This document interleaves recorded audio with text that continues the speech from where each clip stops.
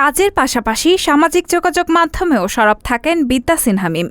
মাঝে মধ্যেই নানান মুহূর্তের ছবি ভিডিও দিয়ে ঝড় তোলেন নেট দুনিয়ায়। এবার কালো শাড়িতে কাশফুলের মায়ায় জড়ালেন মিম। অভিনেত্রীকে এমন স্নিগ্ধ লুকে দেখে প্রেমে পড়েছেন ভক্তরাও। শরতের আগমনে ছবি তুলতে কাশবনে ছুটছেন সবাই, পিছিয়ে নেই তারকারাও। সেই পালে গা ভাসালেন মিমও। আকর্ষণীয় লুকে হাজির হয়ে ভক্তদের নজর কাড়লেন এই অভিনেত্রী। গত ২২ সেপ্টেম্বর বিকেলে কাশফুলের বনে গিয়ে ২০টিরও বেশি ছবি তুললেন মিম। পরে ছবিগুলো নিজের ভেরিফাইড ফেসবুকে শেয়ার করেন তিনি।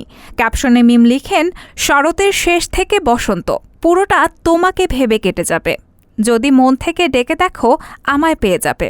এদিকে ছবিগুলো দেখে মিমের প্রশংসায় মেতেছেন নেটিজেনরা।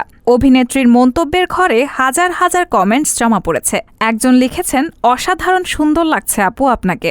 ফটোগ্রাফির প্রশংসাও করেন অনেকে। রায়হানা মুন, সবার কথা।